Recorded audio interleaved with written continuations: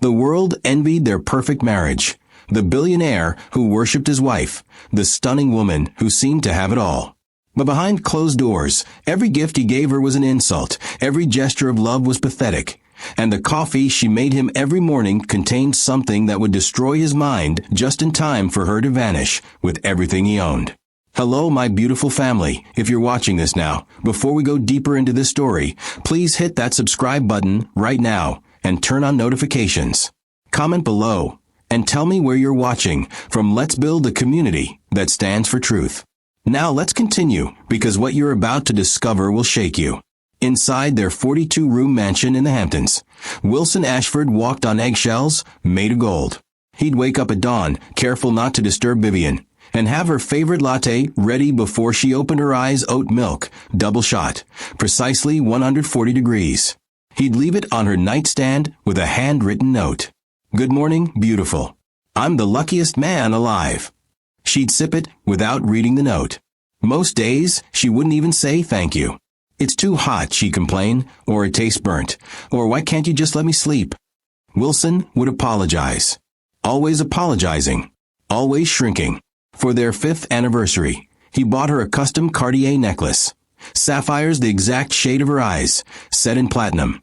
Designed over 6 months. He presented it over dinner at their home, candles lit. Her favorite meal prepared by a Michelin star chef he'd flown in from Paris. Vivian opened the velvet box, glanced at the necklace, and closed it. "You think jewelry fixes things?" Her voice was nice. "I just wanted to show you how much you mean to. How much I mean to you. Wilson, you suffocate me." She pushed her plate away. "This dinner, this necklace, these constant grand gestures, it's exhausting." "You're exhausted." He sat across from her, fork frozen halfway to his mouth, watching his wife demolish him with words sharper than any blade. The chef pretended not to hear from the kitchen. The house staff suddenly found urgent tasks elsewhere. "I'm sorry," Wilson whispered. "I'll do better." "You always say that." Vivian stood, leaving the necklace on the table like garbage. "I'm going to bed." She left him sitting alone, surrounded by candles that suddenly felt like a funeral. What Wilson didn't know, what he couldn't see through his desperate love, was that Vivian's cruelty had a purpose. Every insult was a smokescreen. Every rejection was a distraction. Because while he was busy trying to save their marriage, she was busy destroying it from the inside. The new maid, Rosa, arrived on a Monday morning with hope in her heart and bills in her purse. Single mother, 2 kids, rent overdue, this job was survival. The agency promised her easy work, clean the mansion, stay invisible, collect a paycheck that would change her life. "The Ashfords are wonderful people," the agency director said. "You're very lucky." Rosa believed it until she watched Wilson hand Vivian a first edition book she'd mentioned wanting 6 months ago. "I finally tracked it down," he said, smiling like a kid on Christmas. "The seller was in London. I had it authenticated and—" "I don't want it anymore," Vivian interrupted, not even looking at the book. "But you said—" "I say a lot of things, Wilson. You can't buy my attention." She walked past him like he was furniture. Rosa stood in the hallway, fresh linens in her arms, stomach tight with discomfort. She'd worked for wealthy families before, seen arguments, witnessed tension. But this was different. This wasn't a couple fighting. This was one person systematically dismantling another. Wilson caught her staring. Their eyes met for half a second. Rosa saw something in his face that made her chest ache, embarrassment mixed with resignation, like a man who'd forgotten he deserved better. "Sorry," he mumbled to Rosa, though he had nothing to apologize for. I'll be in my office." He walked away, carrying the rejected book, shoulders curved inward. And Rosa wondered how a man who commanded boardrooms and built empires could look so completely broken in his own home. The pattern was relentless. Wilson would plan surprise weekend getaways. Vivian would cancel them. He'd cook her favorite meals. She'd call them mediocre. He'd compliment her dress. She'd say he had no taste. Every kindness became a weapon she used to wound him deeper. Rosa watched it happen day after day, each interaction carving away another piece of Wilson's soul. And the worst part? He kept trying. I kept hoping. kept believing that if he just loved her harder, better, more perfectly, she'd finally love him back. Have you ever watched someone destroy themselves trying to save something already dead? That's what Rosa was witnessing. But then she noticed something that made everything click into place. Every Tuesday and Thursday afternoon, like clockwork, Wilson had meetings across town. Board sessions, investor pitches, business that couldn't be rescheduled. And every Tuesday and Thursday afternoon, Vivian would transform. The cold mask would crack. She'd smile at her phone, fingers dancing across the screen, laughing at messages only she could see. She'd shower, change into expensive lingerie Rosa had never seen her wear for Wilson, and spray perfume that cost more than Rosa's monthly rent. Then she'd wait by the back entrance, the one facing the garden, the one Wilson never used. The first time Rosa saw him, she thought he was a delivery person. Tall, sharp-featured, wearing casual designer clothes like armor. But delivery people don't have keys. They don't walk straight into someone's home like they own it. They don't get greeted with the kind of smile Vivian never gave her husband. "You're early," Vivian purred, wrapping her arms around his neck. "Couldn't wait," he replied, voice low and thick with intention. They disappeared upstairs into the master bedroom, the same bed Wilson slept in every night, trusting and clueless, and breaking himself trying to fix a marriage that was never real. Rosa stood frozen in the hallway, heart pounding so loud she was sure they'd hear it. She wanted to leave. I wanted to quit. Wanted to unsee what she'd just witnessed. But her feet wouldn't move and her mind wouldn't stop racing because now she understood. Vivian wasn't just ungrateful. She wasn't just cold. She was cruel with purpose. Every rejection pushed Wilson further into desperation while she built a secret life right under his nose. The affair continued like clockwork. 2 hours every Tuesday and Thursday. Sometimes the man, whose name Rosa never learned, would stay longer. Sometimes Vivian would sneak out at night when Wilson was traveling. They were bold, careless, confident that nobody would dare expose them. And Wilson? He came home every evening with gifts, apologies, and hope dying slower than it should. He'd find Vivian distant and cold, freshly showered, wearing the robe Rosa had watched her lover remove hours earlier. "How was your day?" Wilson would ask. "Fine," Vivian would answer, barely looking up from her phone, the same phone she'd been using to coordinate betrayal all afternoon. "I missed you." "That's nice." Rosa cleaned around them, invisible, drowning in knowledge that felt like poison. She wanted to scream the truth at Wilson. I wanted to shake him awake. But what could she say? How could she prove it? And would he even believe the maid over his wife? So she stayed silent, watching a good man get destroyed by someone who promised to love him forever. One evening, Rosa overheard Wilson on the phone with a friend. "No, everything's great," he said, voice artificially bright. "Vivian's amazing. I don't know what I'd do without her. Yeah, we're stronger than ever. I'm the luckiest man alive."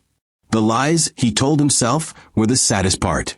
Because while Wilson praised his wife to the world, Vivian was upstairs texting her lover, planning their next meeting, counting down the hours until she could pretend to love her husband again, just long enough to keep him fooled. Rosa folded laundry in the next room and realized she was standing at the edge of something dangerous. This wasn't just about an affair anymore. The way Vivian looked at Wilson, like he was an obstacle instead of a person, made Rosa's blood run cold. Something worse was coming. She could feel it in her bones. And she was the only one who saw the storm gathering. The affair stopped being careful the moment it started feeling comfortable. Rosa noticed the shift immediately. The lover no longer waited for Wilson to leave before arriving. He'd show up 30 minutes after Wilson drove away, barely enough time for the gate to close.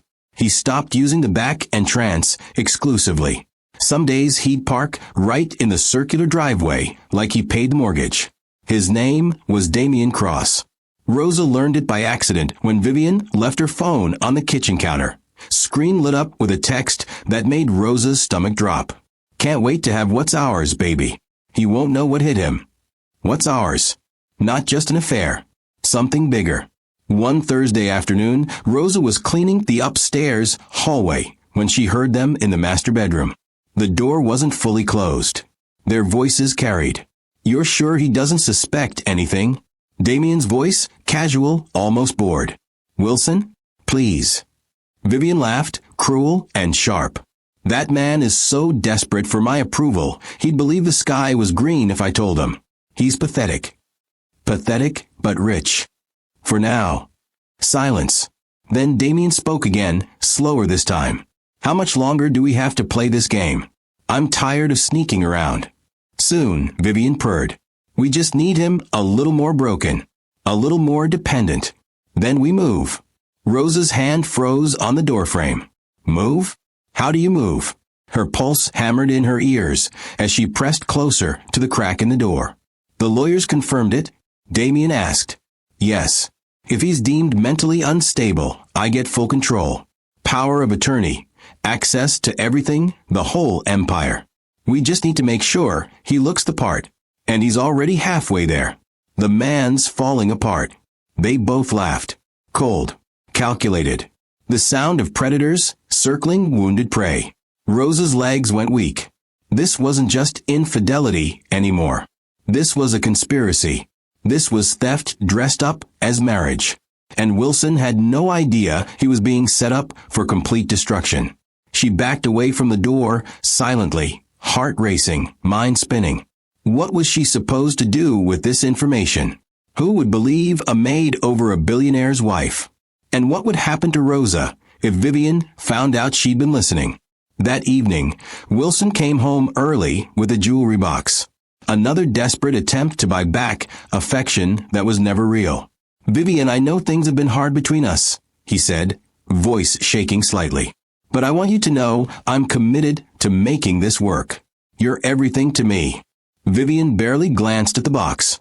"Wilson, we need to talk." Hope flickered in his eyes. Dangerous, foolish hope.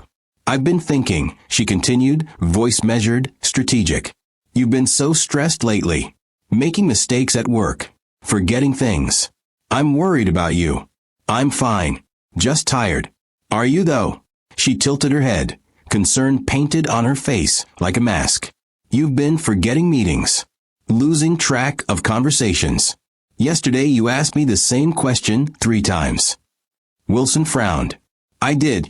Yes. You're not yourself, Wilson. Maybe you should see someone. A therapist. Or a doctor." Rosa watched from the kitchen, blood running cold. Vivian was planting seeds, making him doubt his own mind, setting the stage for something worse. "I don't need a doctor," Wilson said weakly.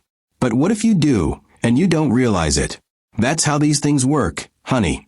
The person suffering is always the last to know." Her voice dripped with false compassion. "I love you too much to watch you deteriorate. Let me help you." Wilson looked at his wife, at the woman he'd built his entire world around, and nodded slowly. "Maybe you're right. I have been feeling off lately. That's my brave husband." Vivian kissed his cheek, and Rosa wanted to scream the truth across the room. "We'll get through this together." But they wouldn't, because Vivian wasn't trying to help him. She was trying to break him. The pattern accelerated. Damien stopped hiding. He'd walk through the house during the day, talking on his phone about investments and property transfers, speaking with authority that didn't match his position. He'd sit in Wilson S.'s favorite chair, drink Wilson S.'s expensive whiskey, laugh at private jokes with Vivian, while Wilson was across town building the empire they were planning to steal. One afternoon, Rosa was dusting the study when Damien walked in and sat at Wilson S.'s desk like he owned it. "You the maid, right?" he said without looking up. "Yes, sir." "Good. Vivian and I will need privacy this afternoon. Stay downstairs." "Sir." He called himself sir. In another man's house. Rosa's jaw clenched. "Of course," she replied, voice neutral, rage building. Damien finally looked at her, eyes cold and assessing. "You're smart, aren't you? Smart enough to know that what happens in this house stays in this house." It wasn't a question. It was a threat. "I understand," Rosa said quietly. "Good. Because people who forget that rule tend to find themselves unemployed.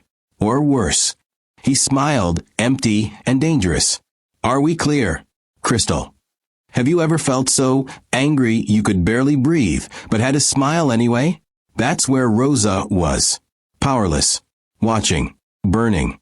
Damien left the study, and Rosa stood there shaking, hands curled into fists. This man wasn't just Vivian's lover.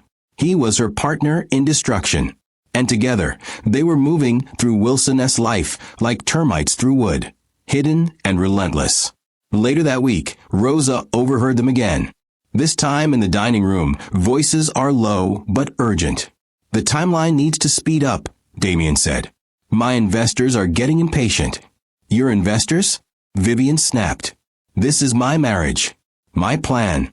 Don't forget who's taking all the risk here. And don't you forget who has the connections to actually pull this off. Without me, you're just a trophy wife with expensive taste and no exit strategy. Silence. Thick and dangerous. Watch yourself, Damien. Or what? You'll run back to your pathetic husband? The man you can barely stand to touch. He laughed. We're in this together now, Vivian. For better or worse. Funny how that works. Rosa heard footsteps and pressed herself against the wall. Damien walked past without seeing her, phone already to his ear. Yeah, it's me. The transfer should happen within 2 months. Ashford's mental state is deteriorating right on schedule. Right on schedule. Like Wilson S. breakdown was a project with deadlines and deliverables. Rosa felt sick. That evening, Wilson returned home with takeout and exhaustion carved into every line of his face. Vivian was in the living room, phone in hand, probably texting Damien.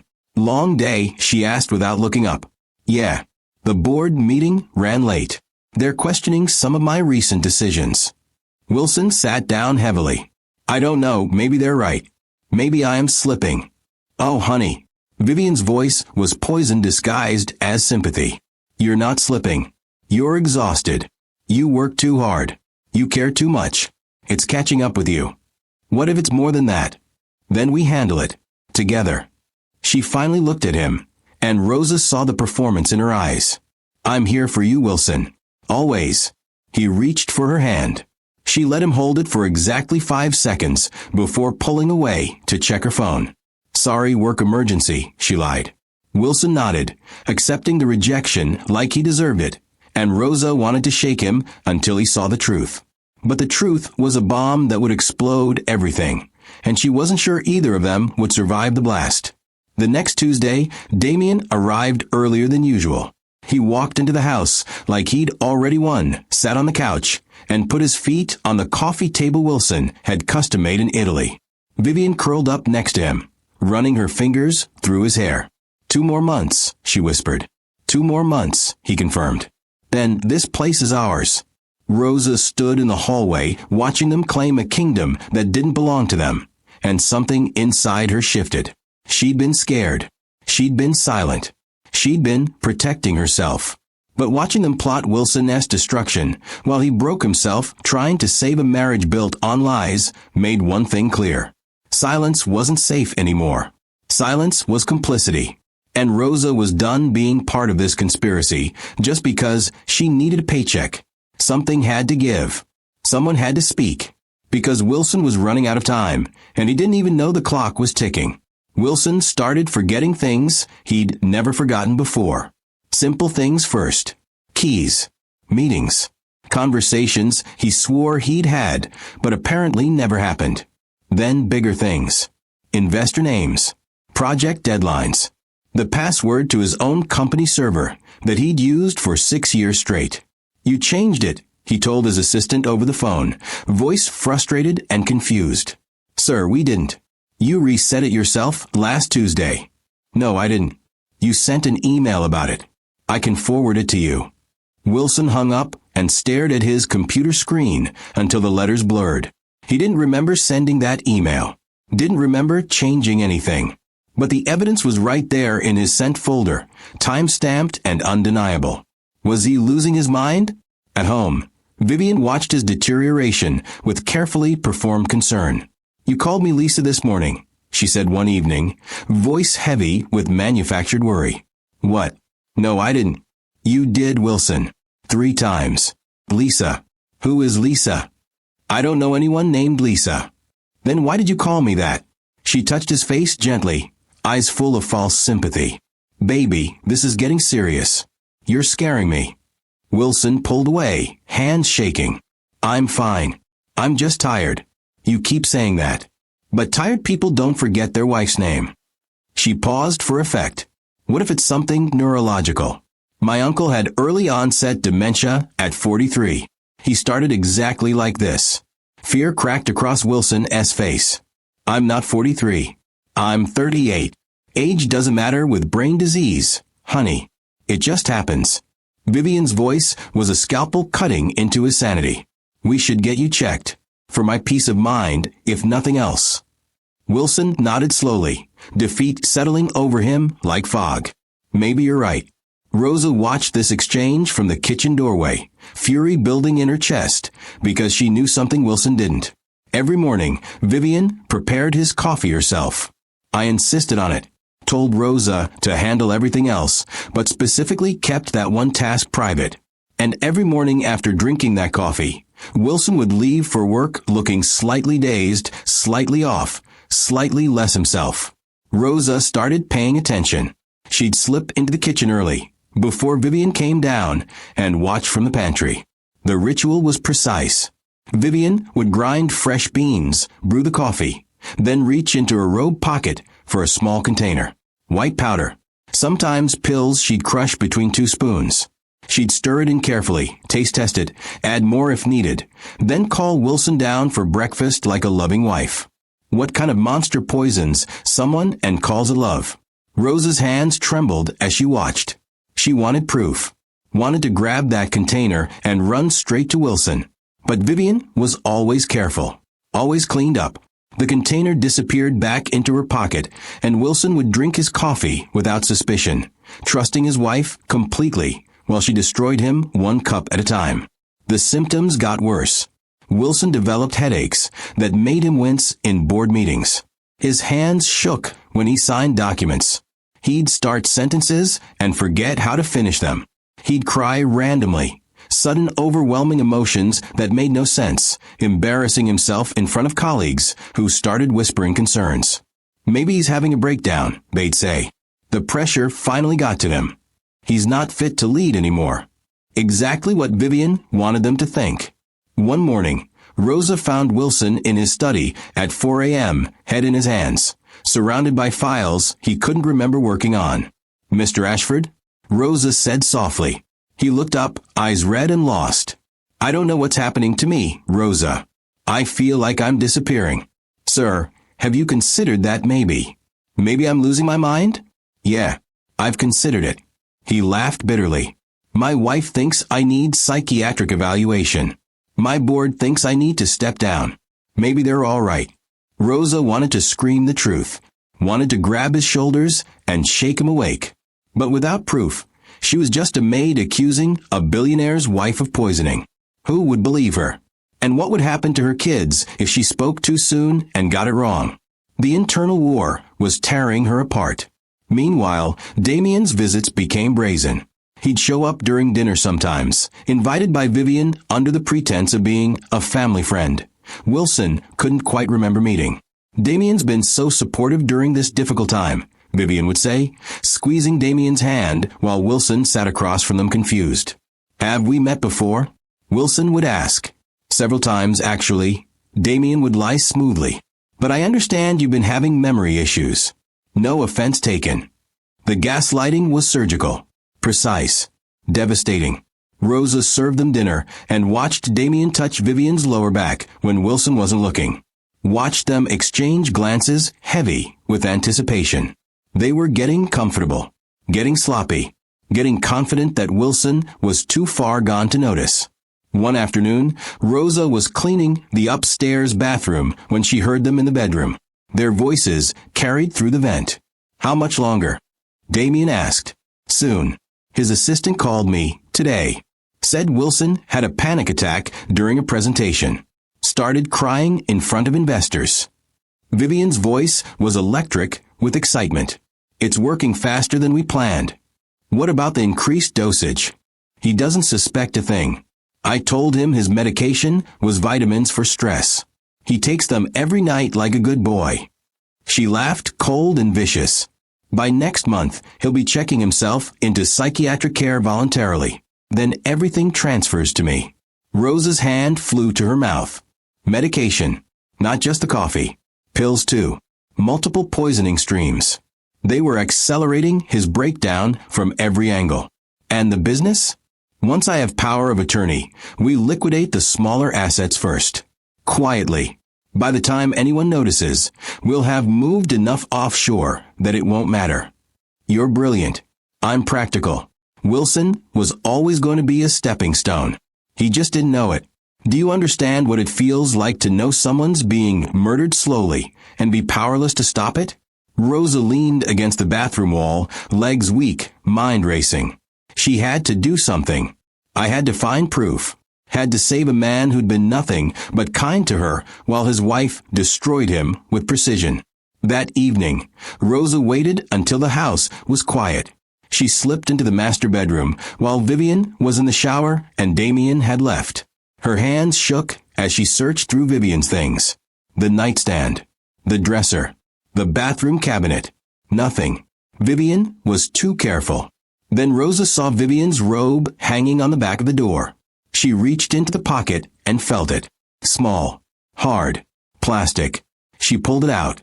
A prescription bottle with the label torn off. Inside were small white tablets. Rosa's heart pounded. This was it. This was proof. She could take this to Wilson. Show him what his wife was doing. Save him before it was too late. But before she could move, she heard footsteps. Vivian's shower had stopped. Rosa shoved the bottle back into the pocket, slipped out of the bedroom, and pressed herself against the hallway wall, pulse hammering in her ears. Close. Too close.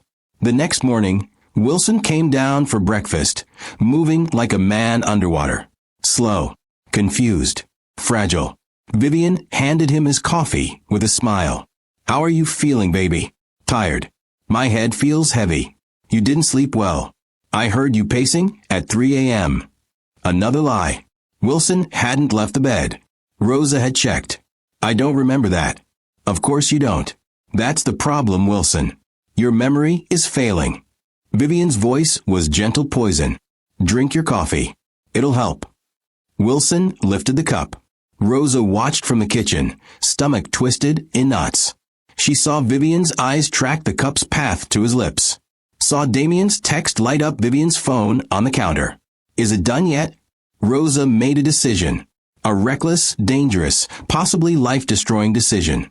But staying silent meant watching a good man die slowly, and she couldn't carry that weight anymore. "Mr. Ashford," Rosa said, voice louder than she intended. Wilson paused, cup inches from his mouth. "Yes, Rosa. I need to tell you something." Her voice shook. "Something about your coffee." Vivian's head snapped toward Rosa, eyes flashing with warning. "Rosa, that's enough." "No, ma'am, it's not." Rosa stepped forward, hands trembling, but voice growing stronger. "Mr. Ashford, please don't drink that. Something's wrong with it." "What are you talking about?" Wilson looked between Rosa and Vivian, confused. "She's confused," Vivian said quickly. "Rosa, you're overstepping. I've been watching you put things in his coffee every morning for weeks. White powder, crushed pills, things that shouldn't be there." The room went silent, deadly silent. Wilson stared at his coffee, then to his wife. "Vivian?" "She's lying," Vivian said, voice ice cold. "She's trying to cause problems." "Then you won't mind if we test it," Rosa said, surprised by her own courage. Wilson set the cup down slowly. His hands were shaking. "What's in my coffee, Vivian?" And in that moment, watching his wife's face shift from shock to rage to calculation, Wilson finally saw the truth he'd been too desperate to accept. His wife wasn't trying to help him. She was trying to destroy him. And she almost succeeded. The coffee sat on the table between them like evidence at a crime scene. Wilson stared at it, then at his wife, then back at the cup. His mind was fighting through fog, trying to connect dots that suddenly seemed obvious. The headaches, the memory loss, the confusion that made him doubt his own sanity. All of it started around the same time Vivian began insisting on making his coffee herself. Vivian, Wilson said slowly, voice shaking. What did you put in my coffee? Nothing. She's lying. Vivian's eyes locked on Rosa with pure hatred. You're fired. Pack your things and get out. I'm not lying, Rosa said, standing her ground despite her racing heart. I've watched you do it every morning for 3 weeks. You reach into your pocket, pull out a container, and put something in his drink before calling him down. Wilson's face went pale. Is that true? Of course it's not true. This is ridiculous. Vivian laughed, but it came out wrong. Forced. Desperate. Wilson, you're going to believe the maid over your own wife. Then drink it, Rosa said suddenly. If there's nothing wrong with the coffee, you drink it. The room froze. Vivian's smile cracked. Excuse me. You heard me. If it's safe, prove it. Drink your husband's coffee.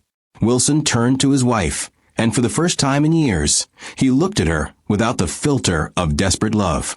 He saw something in her eyes he'd never allowed himself to see before. Fear, guilt, calculation. Drink it, Vivian, Wilson said quietly. This is absurd. I'm not playing games with the help. It's not a game. If Rose is wrong, drink the coffee and prove it. Then we'll deal with her accusations. Wilson's voice was getting stronger, clearer, like fog was lifting in real time.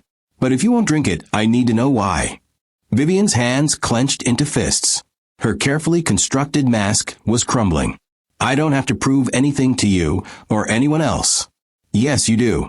Wilson stood up, and something had shifted in him. The broken man was waking up. Because suddenly things are making sense.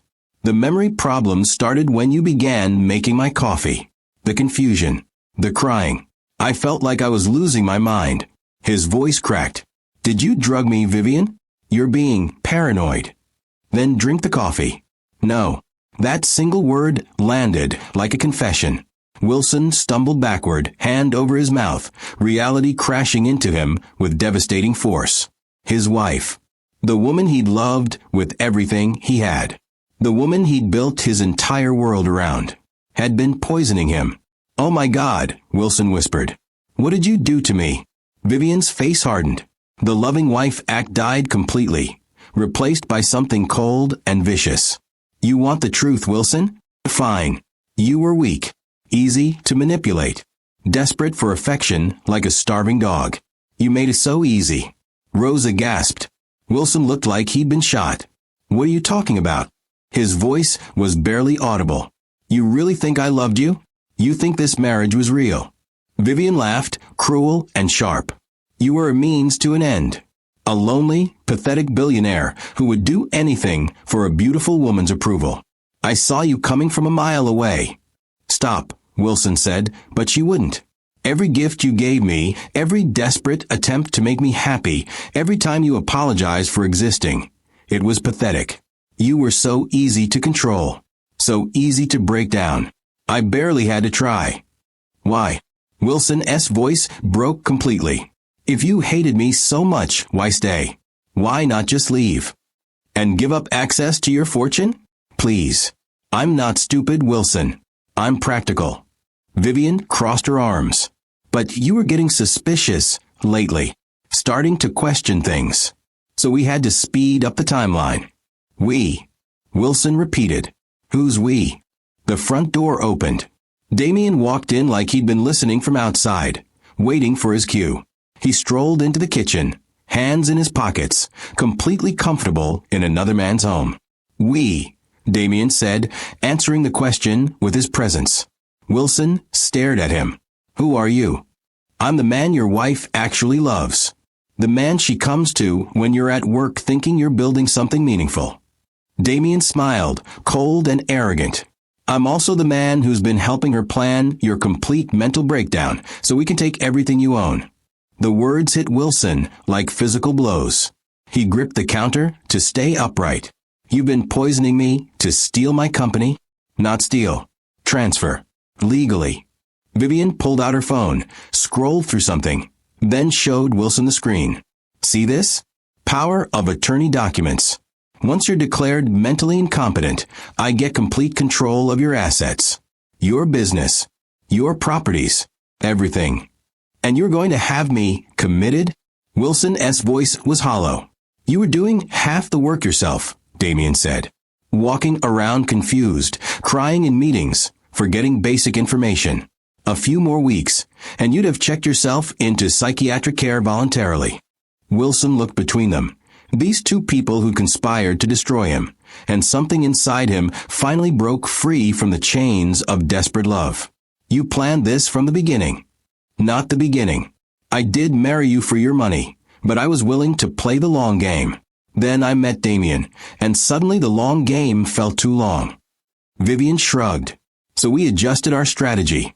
Rosa stood frozen, witnessing the complete destruction of a man who'd done nothing but love the wrong person. She wanted to speak, to comfort him, but this moment was too big for interruption. How long? Wilson asked. How long have you been drugging me? 3 months. Small doses at first to test your reactions. Then we increased it when we realized you'd blame yourself instead of investigating. Vivian spoke casually, like discussing meal plans. You made it so easy, Wilson. You trusted me completely. That was your biggest mistake. Loving you was my biggest mistake. Finally, you're learning. Damien walked to the coffee pot and poured himself a cup from a different pot. This has been fun, but now we have a problem. Rosa here knows too much, and you're unfortunately more lucid than we planned. The threat hung in the air, sharp and dangerous. You can't do anything now, Rosa said, voice stronger than she felt. I know what you did. He knows what you did. You can't just make this disappear. Can't we? Vivian pulled out her phone again. Wilson has been exhibiting signs of paranoid delusion for months. His assistant has documentation. His board members have witnessed his erratic behavior. And now he's accusing his loving wife of poisoning him based on the word of a maid he barely knows.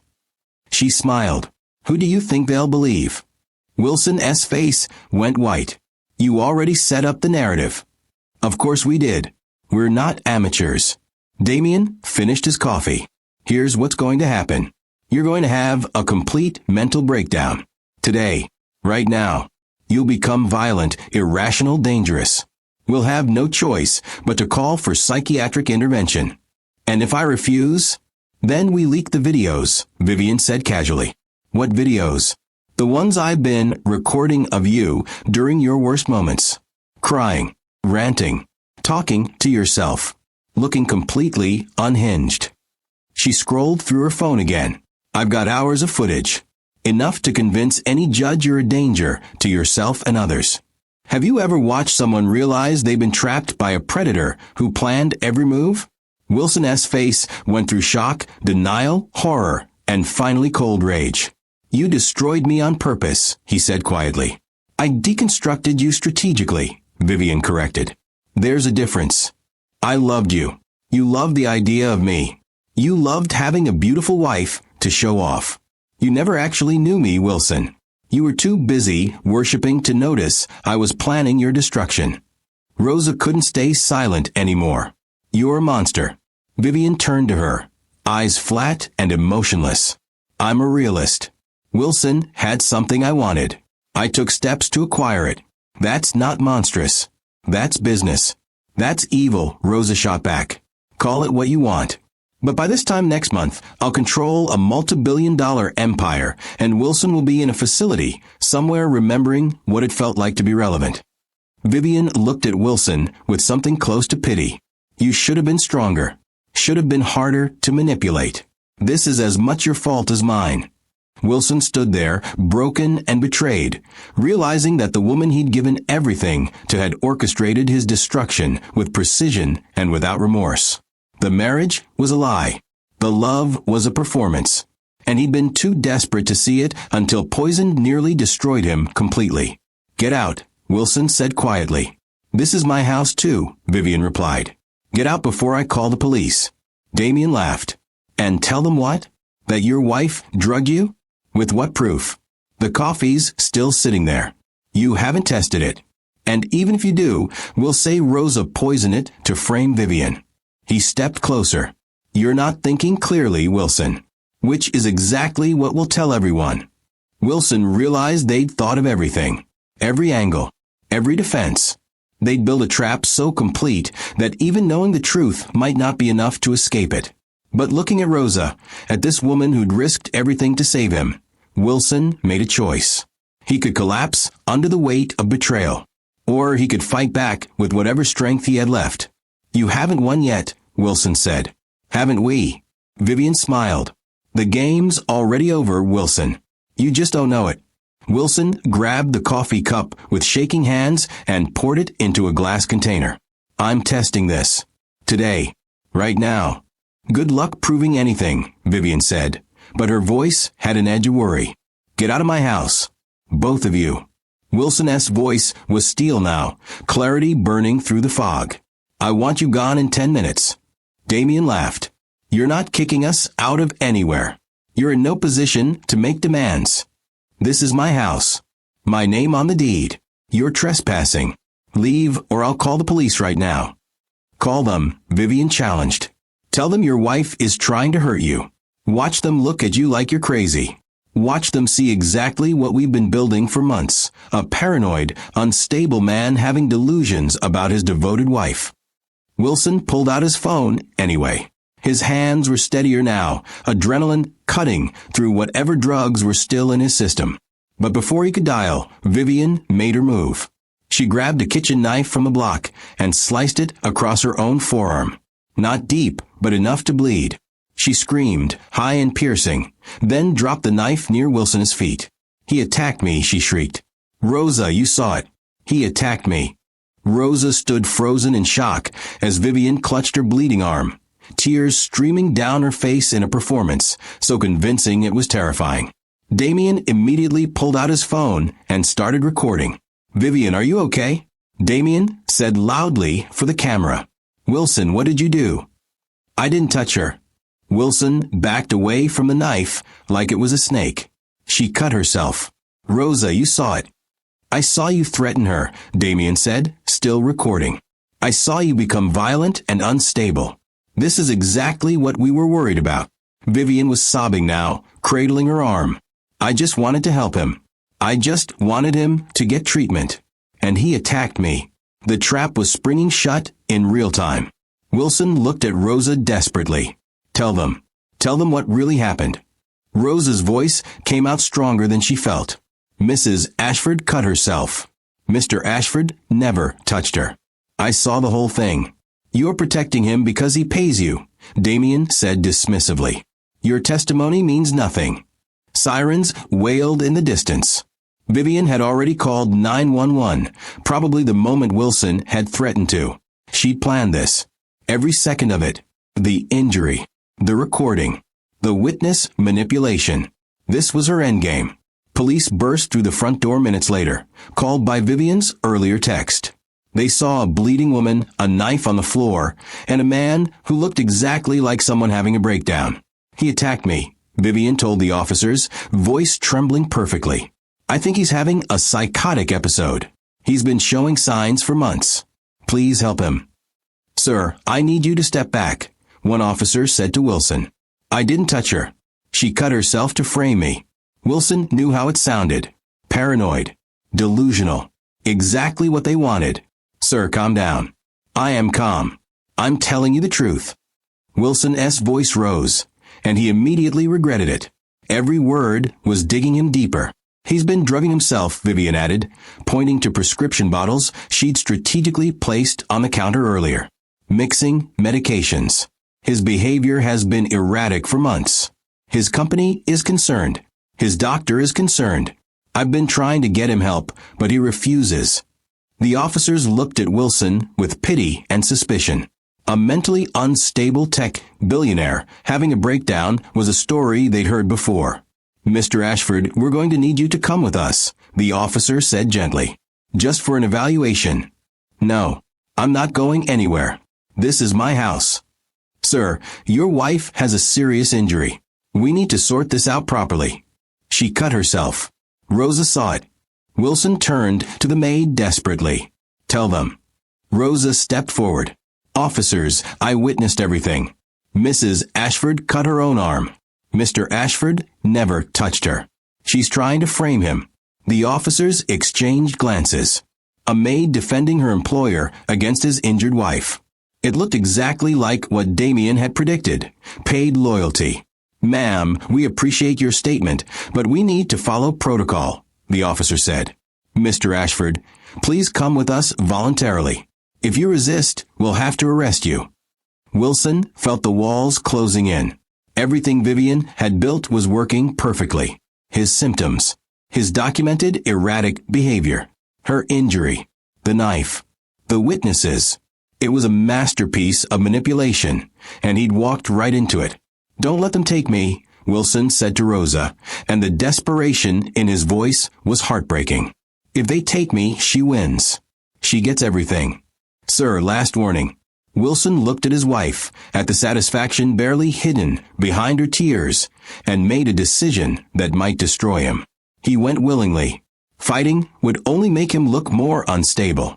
The only chance he had was staying calm and finding a way to prove the truth before Vivian could finish what she started.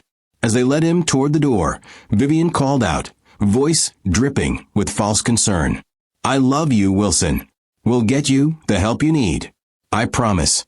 Wilson didn't respond. He couldn't trust himself to speak without screaming. The moment the police car pulled away, Vivian dropped the injured wife. She wrapped her arm casually, barely bleeding anymore, and smiled at Damien. Phase 1 complete. "You're terrifying," Damien said, impressed. "I'm thorough." Vivian turned to Rosa, expression cold. "You're fired. Pack your things. You have 1 hour. You can't fire me. This isn't your house. It will be. Soon enough. And when it is, I'll make sure everyone knows you tried to help a violent man attack his wife. Good luck finding work after that." Vivian leaned closer. "You should have stayed quiet, Rosa. Now you'll lose everything too." Rosa stood her ground despite her racing heart. "Mr. Ashford will fight this. The truth will come out." "Will it?" Vivian laughed. "He's being evaluated by psychiatrists right now. Psychiatrists who'll see a man exhibiting every sign of severe mental illness. His company will push him out. His assets will freeze. And I'll be appointed conservator of everything while he gets the long-term care he desperately needs." She smiled. "The truth doesn't matter, Rosa. Perception does. And everyone perceives Wilson as a sick man married to a devoted wife. That's the only truth that counts." At the police station, Wilson sat in an evaluation room trying to explain something that sounded insane even to his own ears. His wife was poisoning him. His wife cut herself to frame him. His wife was conspiring with her lover to steal his company. Every word made him sound more unhinged. The psychiatrist listened with practiced patience, taking notes, asking gentle questions that felt like traps. "Mr. Ashford, have you been under unusual stress lately?" "Yes, because my wife has been drugging me." "Do you have proof of this?" "I saved the coffee. It can be tested." "But you didn't test it before the police arrived?" "There wasn't time. She cut herself and—" "You believe your wife intentionally injured herself to frame you?" Wilson heard how it sounded. Paranoid delusions. Conspiracy theories. Classic signs of a break from reality. "I know how this sounds. But I'm telling the truth. My maid witnessed everything." "The maid who works for you and depends on you for income, she's telling the truth too." The psychiatrist wrote something down. Wilson's stomach dropped. Every answer was digging him deeper into a hole Vivian had spent months preparing. "Mr. Ashford, your wife provided us with documentation concerning behavior over the past several months. Memory loss, emotional outbursts, paranoid accusations. Does any of that sound familiar?" "Because she was poisoning me. Those symptoms weren't natural. Do you hear how that sounds?" Wilson put his head in his hands. "Do you understand what it feels like when the truth makes you sound crazy? When reality itself becomes your enemy because someone rewrote it before you could defend yourself?" "I need to test the coffee," Wilson said desperately. "Just test it. You'll see I'm not lying. We will investigate thoroughly. But right now, I'm concerned about your immediate mental state. I'm not crazy. I'm being framed. Mr. Ashford, I'm recommending a 72-hour psychiatric hold for observation." "No, you can't do that. I can and I am. You're a potential danger to yourself and others. This is for your protection. Wilson realized he'd lost. Vivian had won this round completely. He was being committed based on symptoms she'd created, behavior she'd documented, and a narrative she'd carefully constructed over months. Fighting only made him look more unstable. Accepting it made him look defeated. There was no winning move. My wife orchestrated all of this, Wilson said quietly. One last attempt at truth. She's taking my company while I'm locked up here. Please, just test the coffee. That's all I'm asking. We'll look into everything. But right now, you need rest and observation. They moved him to a psychiatric facility that afternoon. Clean, professional, comfortable, and completely under Vivian's control because she'd chosen it, recommended it, and convinced everyone it was the best place for her troubled husband. Wilson sat in his room that night, medicated against his will, watching through a window as his entire life was stolen by the woman he'd loved more than anything. His phone was gone. His freedom was gone. His credibility was destroyed. And somewhere in that mansion, Vivian was probably celebrating her victory with Damien, already planning how to liquidate his assets while he was trapped in this place trying to convince doctors he wasn't insane. The trap had closed. Wilson was caught. And the only person who knew the truth was a maid who just lost her job and her credibility by trying to save him. The game was over. Or so Vivian thought. Rosa didn't pack her things. She made a different choice. She grabbed the coffee container Wilson had poured the evidence into, wrapped it carefully, and drove straight to a private laboratory. She paid with money she didn't have, money meant for her children's school fees, because some things mattered more than financial safety. Test this for any substances that shouldn't be in coffee, she told the lab technician. Sedatives, psychiatric medications, anything. This will take 3 days minimum. I'll wait. While the tests ran, Rosa did something else. She went back to the mansion when Vivian and Damien were gone and searched Wilson's study. She found his lawyer's contact information, called the number, and said 7 words that changed everything. Wilson Ashford is being set up. The lawyer, a sharp woman named Catherine Shun, listened as Rosa explained everything. The affair, the poisoning, the conspiracy, the frame job. Catherine didn't interrupt once, and when Rosa finished, there was a long silence. Why are you telling me this? Catherine finally asked. Because it's the truth. Because Mr. Ashford doesn't deserve what's happening to him. And because nobody else will fight for him if I don't. You understand you're accusing one of the most prominent women in New York of conspiracy and attempted theft.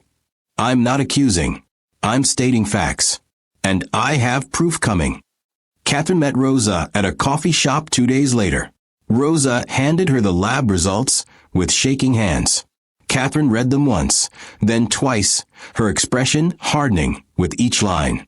Zolpidem, diazepam, quetiapine. Catherine looked up. She was giving him sedatives and antipsychotics in doses high enough to cause severe cognitive impairment. Can you help him? I can try. But Vivian, move fast. She filed for conservatorship the same day Wilson was committed. The hearing is tomorrow. Catherine's jaw tightened. She's already convinced half the board he's incompetent. His assets are frozen. She has temporary power of attorney. We're fighting from behind. What do we need? Your testimony. These test results. And Wilson lucid enough to defend himself. Catherine paused. The problem is they've had him on psychiatric medication for 3 days. He might not be coherent enough to help his own case. Rosa's heart sank. She planned that too. She planned everything. This is one of the most calculated takedowns I've ever seen. Catherine gathered the papers. But she made one mistake. She underestimated you. The conservatorship hearing happened in a downtown courtroom that felt more like an execution chamber. Vivian sat at one table, perfect and composed, dabbing her bandaged arm for effect. Her lawyer was expensive, polished, and prepared. Damien sat behind her, playing the concerned family friend. Wilson was brought in under guard, medicated and dazed, barely recognizing his own attorney. He looked exactly like what Vivian claimed, a broken man who needed to be saved from himself. The judge reviewed the file with grim efficiency. Mrs. Ashford, you're seeking full conservatorship of your husband and his estate based on mental incompetence. Yes, Your Honor. With great sadness. Vivian's voice trembled perfectly. My husband has been deteriorating for months. He's become paranoid, violent, and delusional. I fear for his safety and the safety of others. Mr. Ashford attacked you? He did, Your Honor. Vivian gestured to her arm. I have police reports, medical records, and witness testimony. Catherine stood. Your Honor, I represent Mr. Ashford, and we contest every aspect of this filing. Mrs. Ashford is not a concerned wife. She's a conspirator who systematically poisoned my client to create the very symptoms she's now using to justify stealing his assets. The courtroom went silent. Vivian's composure cracked for just a second before she recovered. That's an outrageous accusation, Vivian's lawyer said. It's a provable fact. Catherine placed the lab results in front of the judge. This is Mr. Ashford's coffee from the morning of the alleged attack. It contains 3 separate psychiatric medications in doses high enough to cause severe impairment. Mrs. Ashford prepared this coffee herself every morning for 3 months. The judge studied the document, expression unreadable. We also have testimony from Rosa Martinez, the household employee who witnessed Mrs. Ashford poisoning Mr. Ashford's drinks repeatedly and who saw Mrs. Ashford cut her own arm to frame him. Vivian's lawyer stood quickly. Your Honor, this is a character assassination from a disgruntled employee. Ms. Martinez was fired for poor performance and is clearly seeking revenge. I was fired for telling the truth, Rosa said from the gallery, voice steady despite her fear, for trying to stop a crime. Ms. Martinez, the judge said, you're willing to testify under oath? Yes, Your Honor. And you witnessed Mrs. Ashford poisoning her husband's beverages? Multiple times. She kept pills and powders in her robe pocket. She crushed them and stirred them into his coffee every morning. I watched it happen for weeks before I finally said something. Vivian leaned toward her lawyer, whispering urgently. Her perfect mask was cracking under pressure. Your Honor, Catherine continued, we request immediate suspension of the conservatorship petition, full medical evaluation of Mr. Ashford by independent physicians, and a complete audit of all financial transactions Mrs. Ashford has made since his commitment. This is a witch hunt, Vivian's lawyer protested. This is justice, Catherine shot back.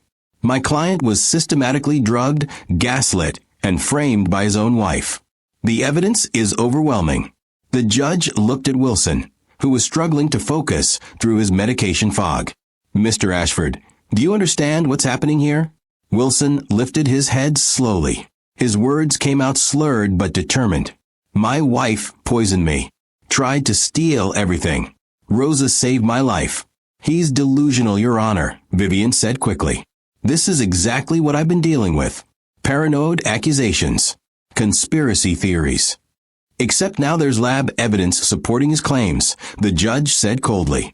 Mrs. Ashford, did you prepare your husband's coffee on the morning of his commitment? Vivian hesitated. Yes, but... And is it possible these substances could have been introduced without your knowledge? I suppose someone could have tampered with it. Who had access to the coffee besides you? Vivian's eyes darted to Rosa. The maid. She could have done this to frame me. Why would a maid have prescription psychiatric medications? The judge asked. Silence. Vivian had no good answer. Your Honor, Catherine pressed, we also request investigation into Damien Cross, who has been living in the Ashford home and conspiring with Mrs. Ashford to assume control of my client's business interests. Damien stood abruptly. This is defamation. I'm a family friend providing support during a difficult time. You're a co-conspirator, Catherine said flatly. And we have phone records proving coordination between you and Mrs. Ashford regarding asset liquidation plans. The judge held up a hand. Enough. This hearing is suspended pending full investigation. Mr. Ashford will be transferred to an independent medical facility for evaluation by court-appointed physicians. All financial transactions are frozen immediately. Mrs. Ashford, you are not to access any joint accounts or assets until this matter is resolved. The gavel came down hard. We will reconvene in 2 weeks. Vivian's face went white. Her perfect plan was unraveling in real time. She'd lost control of the narrative, lost access to the money, lost her grip on Wilson. Everything she'd built over months was collapsing because a maid refused to stay silent. As they led Wilson out of the courtroom, he caught Rosa's eye and mouthed 2 words. "Thank you." Rosa nodded, tears streaming down her face. She'd lost her job, risked her safety, spent money she couldn't afford. But watching truth punch through lies made every sacrifice worth it. If you believe people who stand up for justice deserve to be heard, hit that subscribe button right now. Drop a comment telling me if you would have stayed silent or spoken up like Rosa. Because this story isn't over yet, and what happens next will test everything. The independent medical evaluation took 5 days. 5 days of Wilson being weaned off the medications Vivian had convinced doctors to give him. 5 days of his mind clearing like fog lifting off water. 5 days of remembering everything she'd done to him with brutal, sharp clarity. The court-appointed psychiatrist, Dr. Ellen Ramirez, spent hours with Wilson. She tested his memory, his reasoning, his emotional stability. And at the end of it all, she wrote a report that shattered Vivian's entire strategy. Mr. Ashford shows no signs of organic mental illness. His previous symptoms were consistent with pharmaceutical poisoning. He is fully competent to manage his affairs and poses no danger to himself or others. Catherine Chin smiled when she read it. Vivian's lawyer looked like he'd swallowed glass. The trial reconvened in a larger courtroom because the media had caught wind of the story. Tech billionaire poisoned by wife. It was the kind of scandal that sold papers and broke the internet. Cameras weren't allowed inside, but reporters packed the hallway, hungry for details. Wilson walked in without guards this time. Clear-eyed, stronger, angry. He looked at Vivian across the courtroom, and she couldn't hold his gaze. For the first time in their marriage, she was the one who flinched. The judge entered and the room rose. "We're here to resolve the conservatorship petition and address criminal allegations of poisoning and conspiracy. Mrs. Ashford, you've been advised of your right to counsel." "Yes, Your Honor," Vivian said, voice tight. "Mr. Ashford, you're represented by Catherine Chen?" "I am, Your Honor." "Then let's proceed. Ms. Chun, present your case." Catherine stood, and her opening statement was a surgical strike. "Your Honor, this isn't a case about mental illness. It's a case about calculated destruction. Vivian Ashford spent 3 months systematically poisoning her husband with prescription sedatives and antipsychotics. She documented his deteriorating condition while hiding the cause. She manipulated his business associates into believing he was incompetent. She staged a violent incident to justify his commitment. And she did all of this with one goal, to steal his multi-billion-dollar empire while he was too drugged to fight back. Vivian's lawyer objected. Speculation and inflammatory language. "It's facts supported by evidence," Catherine countered. "We have lab results proving the poisoning. We have eyewitness testimony. We have phone records between Mrs. Ashford and her co-conspirator Damien Cross discussing asset transfers. And we have Mrs. Ashford's own words recorded during the incident where she confessed her intentions." "What recording?" Vivian whispered urgently to her lawyer. Wilson had been wearing a recording device that morning. Rosa had suggested it the night before when she'd warned him something was coming. He'd caught everything. Vivian's confession, Damien's threats, the self-inflicted wound. All of it. Catherine played the audio. Vivian's voice filled the courtroom, cold and vicious. "You were a means to an end. A lonely, pathetic billionaire who would do anything for a beautiful woman's approval." Gasps rippled through the gallery. Wilson sat stone-faced, but his hands were clenched tight. Hearing it again is still cut. The recording continued. Vivian laughed about how easy he was to manipulate. Damien explains the power of attorney scheme. Their casual discussion of destroying Wilson's mental state for profit. By the end, even Vivian's lawyer looked disgusted. "Your Honor," Catherine said, "Mrs. Ashford didn't just betray her husband. She tried to destroy him completely and steal everything he built. This is conspiracy, fraud, and attempted theft on a massive scale. The judge turned to Vivian. Mrs. Ashford, do you deny these allegations? Vivian's composure finally shattered. He was neglectful. He worked all the time. I was lonely. I deserved. You deserved his assets because you were lonely? The judge's voice was nice. That's your defense. I didn't poison him. Those substances could have gotten into his coffee by accident. By accident? For 3 months straight. Catherine pulled out phone records. Your Honor, these texts between Mrs. Ashford and Damien Cross discussed dosage amounts, timing, and Wilson S. reactions to increased quantities. This was deliberate pharmaceutical poisoning with intent to incapacitate. Vivian's lawyer stood quickly. Your Honor, my client wishes to negotiate a settlement. Too late for settlements, the judge said sharply. These are criminal matters now. Mrs. Ashford, I'm denying your conservatorship petition and referring this case to the district attorney for a criminal prosecution. The gavel came down like a gunshot. Mr. Ashford, you retain full control of your assets and affairs. Wilson exhaled for what felt like the first time in months. He'd won. But winning felt hollow because of everything he'd lost getting here. Catherine wasn't finished. Your Honor, we're also seeking dissolution of the marriage and full asset protection. Mrs. Ashford should not benefit financially from her criminal conspiracy. Agreed. Emergency protective order granted. Mrs. Ashford is barred from accessing any joint accounts or properties pending criminal trial and divorce proceedings. Vivian stood abruptly. You can't do this.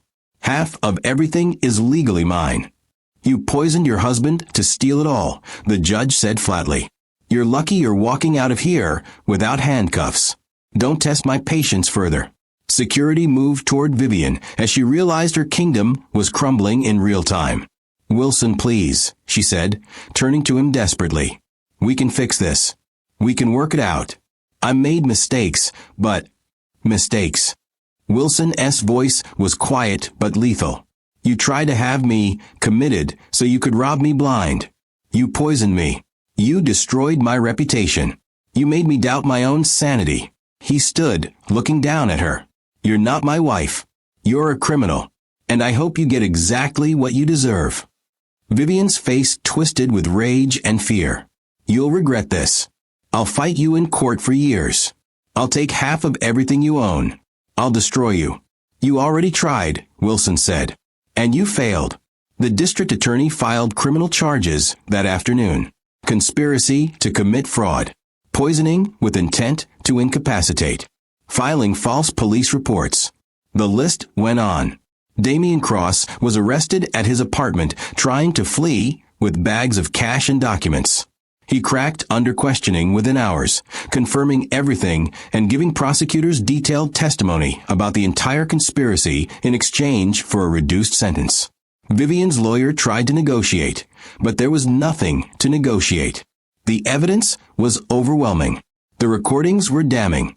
Her co-conspirator had turned. She was buried under proof of her own crimes. The divorce moved forward quickly. Wilson's lawyers were brutal and efficient. Vivian fought for her share, claiming she deserved compensation for years of marriage. But judges don't look kindly on people who poison their spouses. The prenuptial agreement she'd signed in a hurry, too focused on the wedding and the lifestyle to read carefully, limited her to a flat settlement. She got $2 million. Not nothing, but nothing compared to the billions she tried to steal. The mansion stayed with Wilson. The properties stayed with Wilson. The business empire stayed with Wilson. She walked away with a fraction of what she'd schemed for, a criminal record, and a reputation destroyed beyond repair. But Wilson didn't walk away unscathed. The board had voted during his commitment to restructure leadership. He'd lost his CEO position, demoted to chairman with limited authority. Half his assets had been tied up in legal battles that cost him millions. His company stock had dropped 30% during the scandal. Business partners had distanced themselves. His reputation, while recovering, was permanently scarred. Even though Wilson had been the victim, even though the truth had come out, the damage was done. Vivian had set out to destroy him, and even in her failure, she'd succeeded partially. He'd survived, but survival came with costs that would take years to fully calculate. Do you see how truth can win the battle, but still lose pieces of the war? Wilson stood in his study one evening, looking at everything he'd fought to keep, and wondered if any of it was worth what it cost him. His health was damaged. His trust was shattered. His heart was broken in ways that money couldn't fix. He'd won in court, but the victory tasted like ashes. Vivian moved into a penthouse apartment in Tribeca with her settlement money. $2 million felt like a fortune to most people. But to a woman who'd tasted billions, it was an insult. She decorated the space with expensive furniture, wore designer clothes to charity events she wasn't invited to, and posted carefully curated photos on social media, pretending her life was still perfect. But the whispers followed her everywhere. That's the woman who poisoned her husband. She tried to steal his entire company. Can you believe she cut herself to frame him? The Manhattan social circle that had once embraced her now treated her like contaminated goods.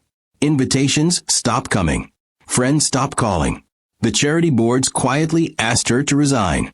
She'd show up at restaurants and watch tables of women she'd once lunched with suddenly find reasons to leave. Damien's testimony had been public and detailed.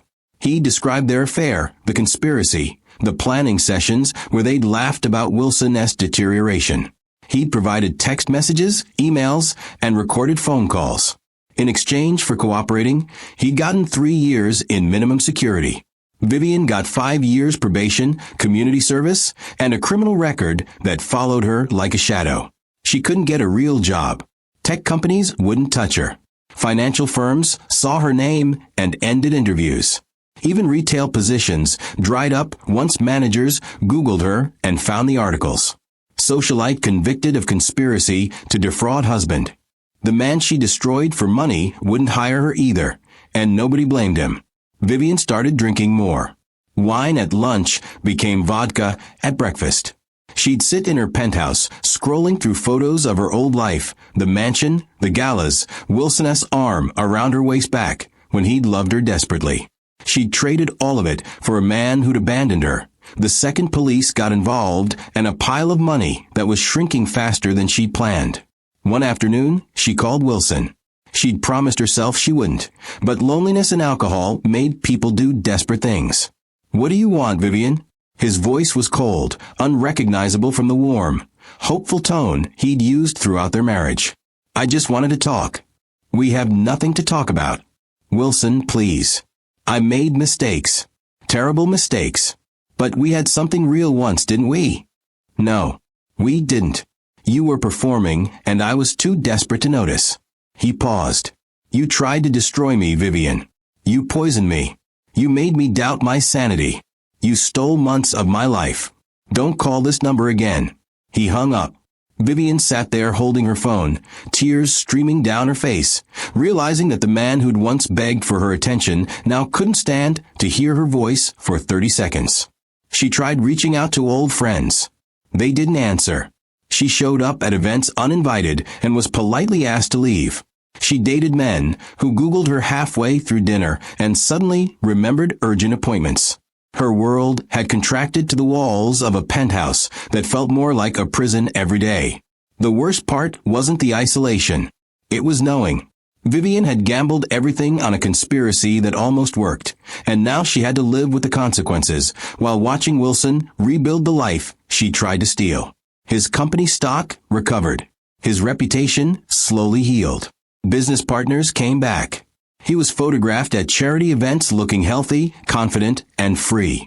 And Vivian sat alone in her apartment, scrolling through photos of his success, drowning in the reality that she destroyed a good man and ruined herself in the process. Her mother called once, voice heavy with disappointment. "You had everything, Vivian. A man who loved you. Security. Respect. Why wasn't it enough?" "I don't know, Mom. I don't know. Greed is a disease, and you let it kill everything good in your life." Her mother sighed. "I hope whatever you thought you'd gain was worth what you lost." It wasn't. Vivian knew it wasn't. She'd traded love for money and ended up with neither. She destroyed a marriage, ruined her reputation, and spent years plotting something that collapsed in weeks. The man she'd manipulated was thriving. The man she'd conspired with was in prison. And she was alone with $2 million that was disappearing fast, and a criminal record that would haunt her forever. Meanwhile, Wilson sold the Hamptons mansion. Too many bad memories soaked into the walls. He bought a smaller place in Connecticut, something quieter, something that felt like a fresh start. He threw himself into work, but differently this time. Not desperately. Not to prove anything.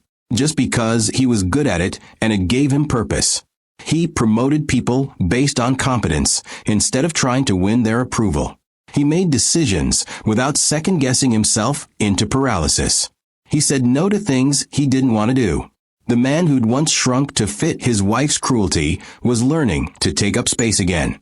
But trust? That was broken in ways time couldn't fully heal.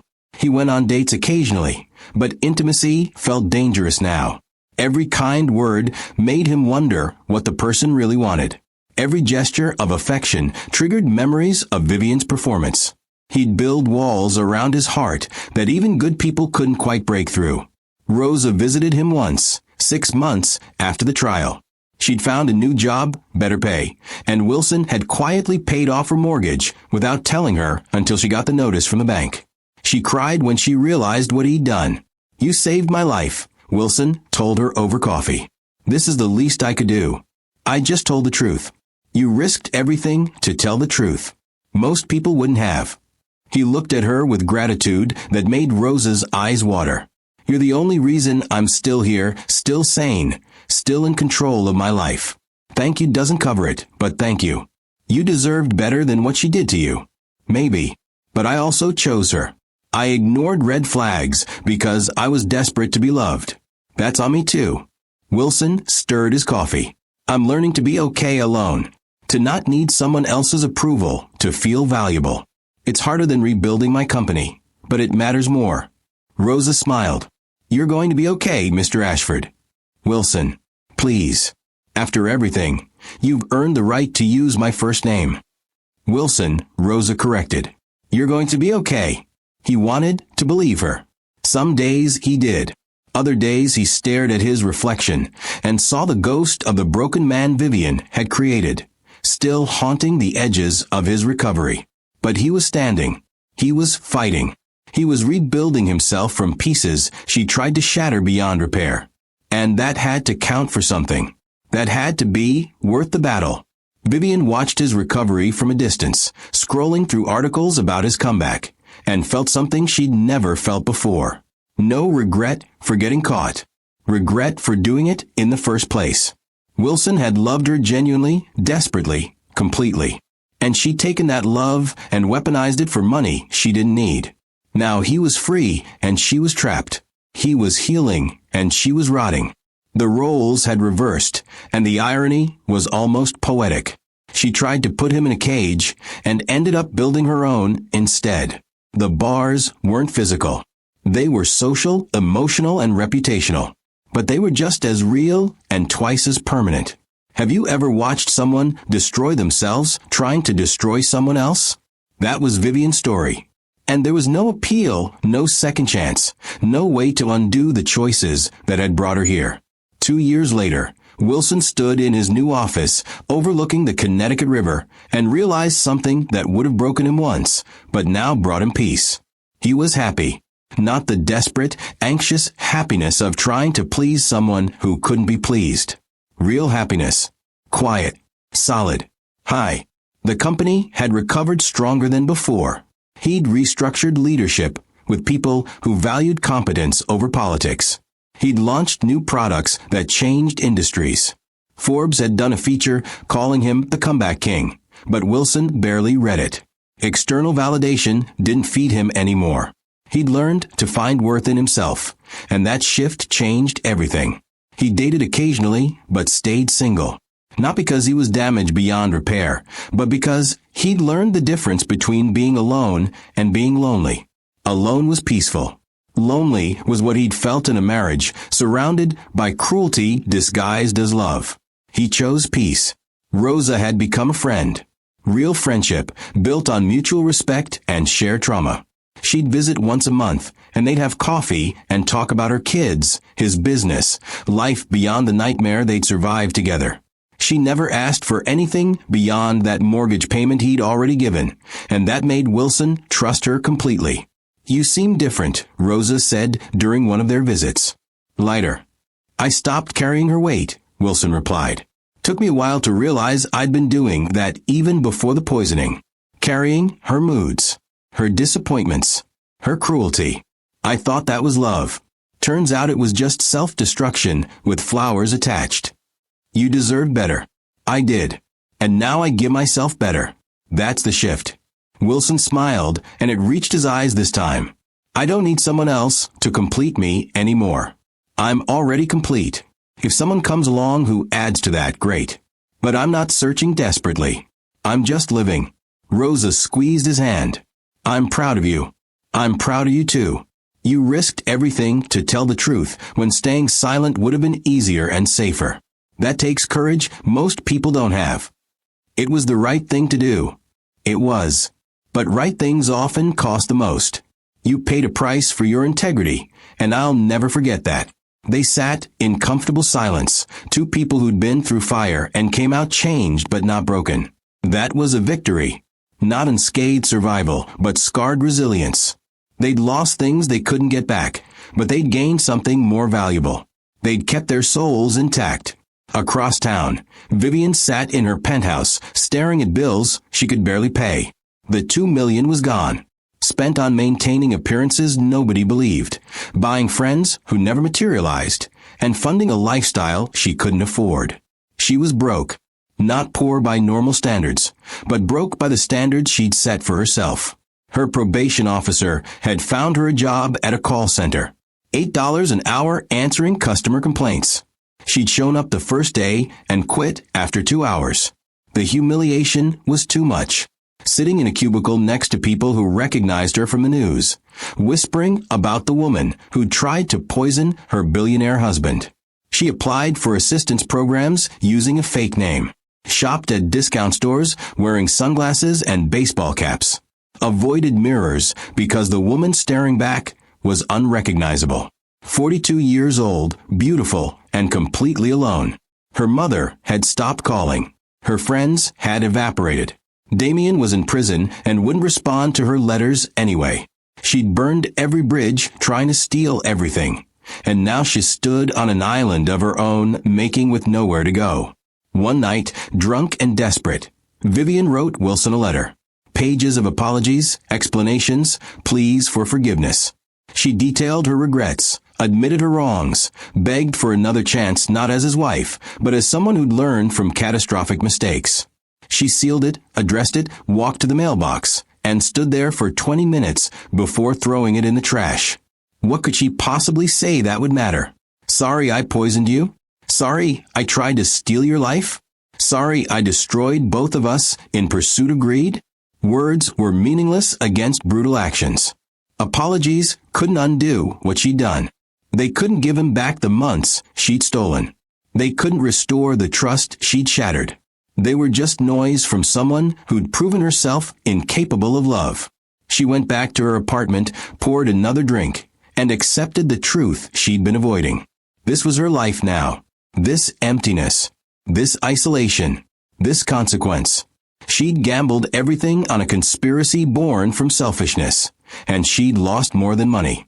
She'd lost her soul somewhere along the way and couldn't remember where she'd left it. The final contrast was stark and brutal. Wilson in his sunlit office, building, growing, healing. Vivian in her dark penthouse, shrinking, rotting, drowning. He'd been the victim and emerged victorious. She'd been the villain and paid the price. Poetic justice didn't always look like movies. Sometimes it looked like this. Quiet, permanent, devastating. Wilson never thought about her anymore. Not with anger. Not with longing. Not at all.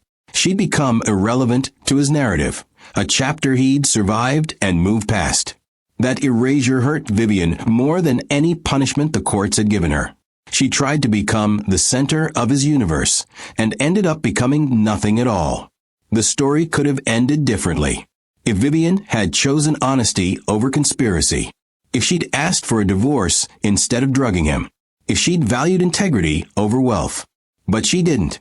She chose cruelty, and cruelty always costs more than it promises. Wilson stood at his window one evening, watching the sunset paint the river gold, and thought about the man he'd been 2 years ago. Broken, desperate, willing to destroy himself to save something already dead. That man felt like a stranger now. The poisoning had almost killed him, but surviving it had birthed someone stronger. He'd lost half his wealth in legal battles, lost his CEO position, lost years of his life to recovery. But he'd gained clarity worth more than any of it. He'd learned that loving someone shouldn't feel like dying slowly. That relationships built on fear and desperation aren't relationships at all. That sometimes the worst thing that happens to you becomes the catalyst for becoming who you were meant to be. The final lesson landed quietly in Wilson's heart one morning during meditation. Vivian hadn't destroyed him. She'd freed him. By trying to take everything, she'd shown him what actually mattered. And what mattered wasn't money or status or someone else's approval. What mattered was self-respect, integrity, peace. Things she couldn't steal because they lived inside him where her poison couldn't reach. He'd survived attempted murder disguised as marriage. And in surviving, he'd discovered a truth that changed everything. The most dangerous person in your life isn't the one who hates you. It's the one who convinces you their love is worth dying for when it was never love at all. Vivian learned a different lesson. That stealing someone's life doesn't give you one. It just leaves you haunted by what you destroyed. She'd wake up at 3 a.m. remembering Wilson's face when he realized she'd been poisoning him. The betrayal, the disbelief, the death of something pure. That image followed her everywhere, a ghost she couldn't outrun. 2 people, 1 conspiracy, 2 completely different endings. Wilson rebuilt himself and reclaimed everything that mattered. Vivian destroyed herself and lost everything she thought she wanted. The universe didn't intervene. Karma didn't strike like lightning. Justice happened slowly, quietly, through choices compounding into consequences neither could escape. And the final, brutal truth that hung over both their lives?